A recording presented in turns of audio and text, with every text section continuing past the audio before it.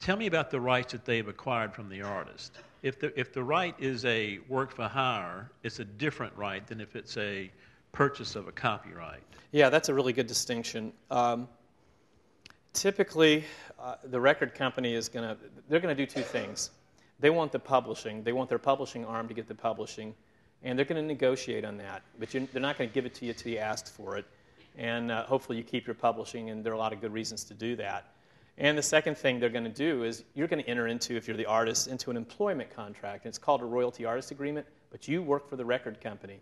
And one of the things that's nailing down is the fact it's not a work made for hire per se, although sometimes they will actually have that language, which should make you fearful. But typically there'll be some kind of language to the effect that you're assigning any and all rights, whatever they may be. And it may be a work made for hire to the sound recording based upon the notion that the record company and or producer are actually the ones that are financing it. That's the argument. Keep your publishing. You can get rich in 20 years when people do covers of your songs, but we're ponying up $250,000. We're paying for the actual production, and we want the ownership to that particular performance embodied in the sound recording. And that has always been the argument for a very long time. Really, truthfully, that goes back to the 50s when you started to have rock and roll artists actually own their own publishing, which was unusual. Prior to that time, the Frank Sinatras of the world, they didn't write songs, and so they weren't even part of this whole equation. They got paid, some small royalty on the sale of units, and that's it. They got no publishing. They had no clout whatsoever to negotiate for the sound recording because they didn't own the music itself anyway. But then with, the 50s and the rock and roll and later the 60s, and, you started having the popular creators of music were also the people who, by and large, wrote the music, and then things got really interesting. And one of the things the record companies attempted, and really for the most part,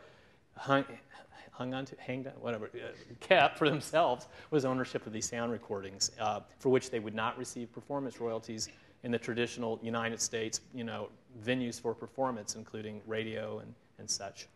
Well, how does that affect the right to retrieve your publishing? After 35 years, you can notify the copyright holder. Now, how does that apply to the recording, the sound recording? That's a wonderful question, and that applies if it's not a work made for hire, right. Which I think you're trying to steer me toward. Right. Thank you. If you do enter into the work made for hire agreement, under the law, you never owned it, so there's never a possibility that this can come back or revert to you. And what he's talking about is in the situation where you simply assign it, which is normally the case, which means to legally transfer whatever rights you have, there is the opportunity between the 35th and 40th year to actually, in effect, have these rights revert back to you. So in 2013, there's going to be a lawsuit. Yes. Yeah, a lot of them probably. Because that's the 35 years after the passage of the 1978 Act that created this. Yes. Well, what a lot of the more cynical scholars, Lawrence Lessig and others, are saying is that at that point in time, they'll probably just go ahead and extend it again. It's been extended something like 14 times, and don't quote me on that number, but it's some incredible number.